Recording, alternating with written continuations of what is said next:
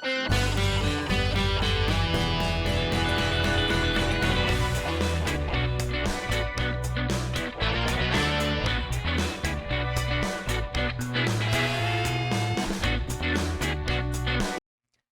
guys? Ngayong araw muli tayong magre-react sa isa na namang video ni Jeremy Bardome, ang Elvis Presley ng The Clones. Meron tayong nakitang video guys galing sa channel ni Ma'am Christina Ignacio. Ito yung pinamagatang Kings for a Day concert. Ayan guys, bago nga pala tayo magsimula, inaanyayahan ko kayo na mag-subscribe sa channel ni Ma'am Christina Ignacio. Meron na siyang 899 subscribers. Ayan, 101 na lang guys. 1K na siya, pwede na siyang ma-monetize. Tulungan natin si Ma'am Christina Ignacio. Ang pagkakaalam ko, siya yung founder ng Geromantics Global. Kaya kung gusto nyo manood ng concert ni Jeremy Bardome, i-message nyo lang siya guys sa Facebook.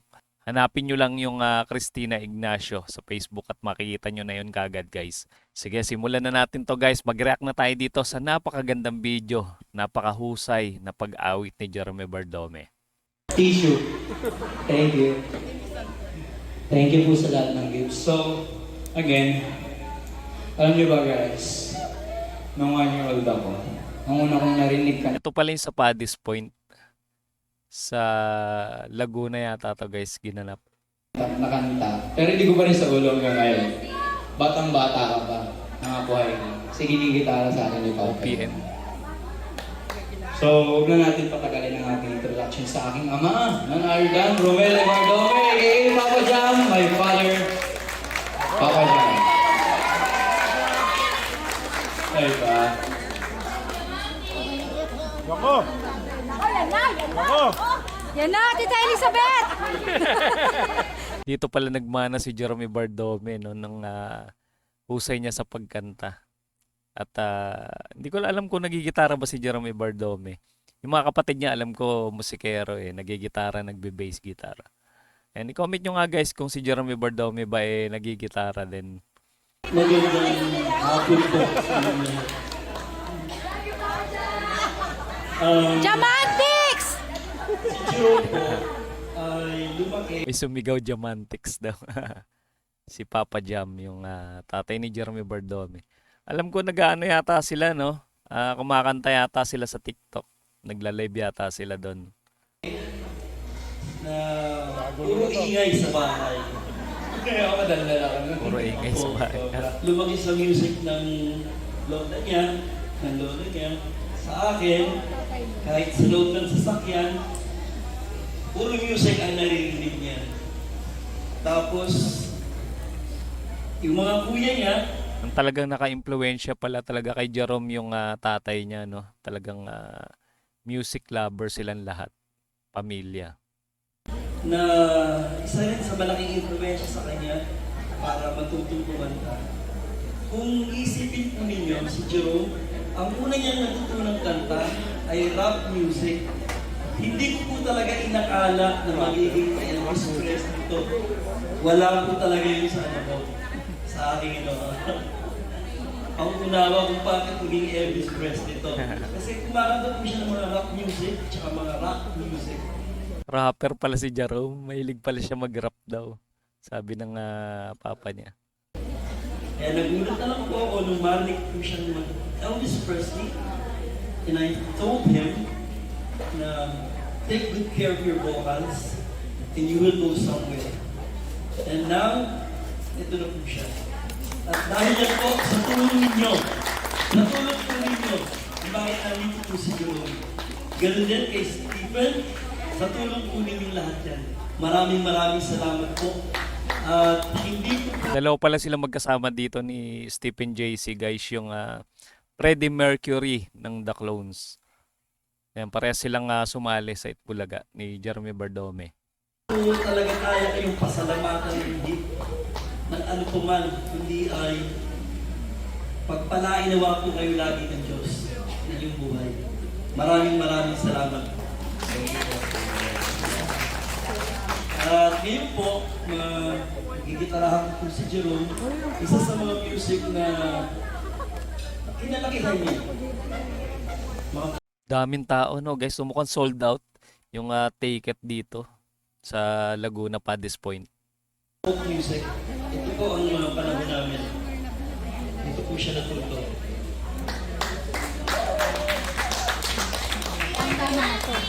Mga dramatics yan! Dramatics! Woo! Mga nagpupuyat! Romantics. Ba't nasabi ni Jerome na mga nagpupuyat? Siguro madaling araw sila nagla-live, no, sa TikTok. Dramatics! Mga dramatics dyan! Search nyo yung TikTok ni Papa! All night radio yan. Sorry, busy. Amin muna si Papa. No. Dami na sigurong followers ng papa ni Jerome, ano, sa TikTok. Mukhang maganda rin ang boses nito eh. First time ko pa lang siya maririnig. Secret tong magiging kanta Pakinggan natin yung boses Pero niya. sa mga kuya ko lang din at saka kay Papa ko natutunan tong kanta na to. Yes po, Pops. Bigay niya po. Bigay niya. Grabe, nagulat ako. Ang galing niya mag-plucking. Plakado. Intro pa lang, guys. Grabe. Yan, pagpasensya nyo na yung boses ko. Medyo pause ako at inuubo. Nakagulat. Ang galing pala. Grabe.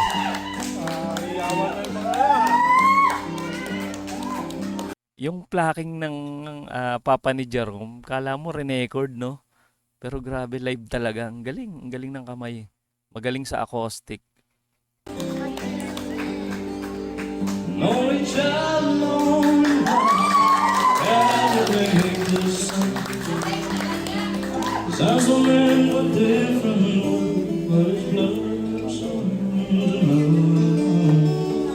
left his home and went his home, solitary way. And he gave to me. Naalala ko si Glenn Campbell sa papa ni Jerome. Parang ganun yung style ng pagkanta niya eh. Yung kung i-search nyo guys si Glenn Campbell. Ganyan yung boses niya. Ang ganda. Tsaka magaling din mag-gitara yun. Baka kumakanta rin siya, no, ng mga kanta ni Glenn Campbell. Gift I know I never can repay. Panalo to. Husay.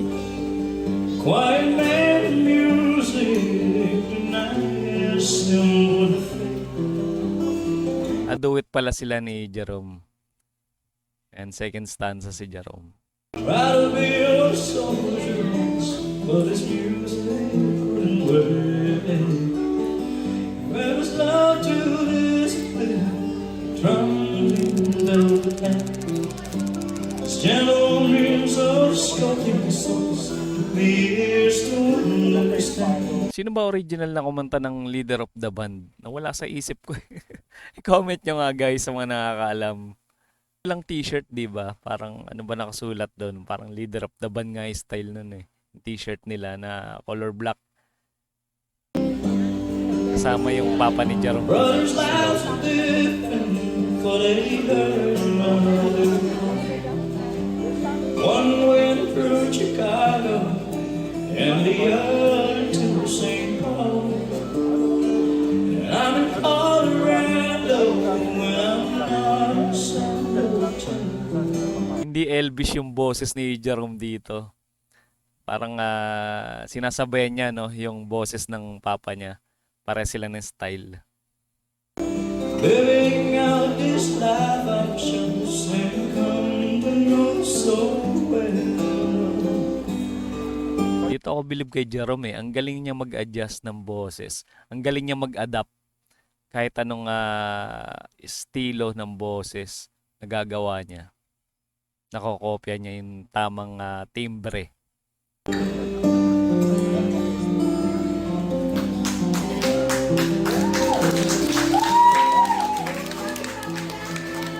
May nag-I love you. I love you, Papa Jerome.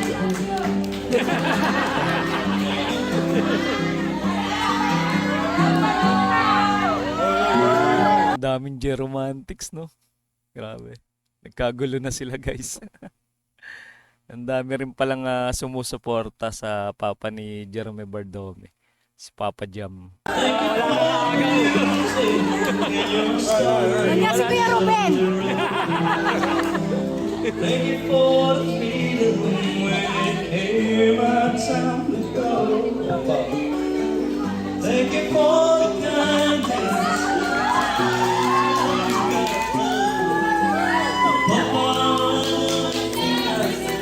Inassist ni Jerome yung kanyang papa. Parang yung mic yata, medyo inayos yung mic. Leader of the very stars, but his blood runs through my instrument, and the song is in my soul. But I was been a time. Pwede pala silang gumawa ng family band, no? Gitarista yung tatay niya, tapos yung isang kapatid niya, bass player. Tapos yung isa, gitarista rin yung isa no? And kulang na lang keyboard tsaka drummer. We would take the man. I'm just a living legacy to the leader of the band. I am a living legacy to the leader of the band. Linis ng pagkakagitara. Husay. Mag-abang nga kayo. Galing, Rel. More. May mga sumisigaw, more. Napaka-supportive talaga ng mga Geromantics. Ano? Nakakatuwa.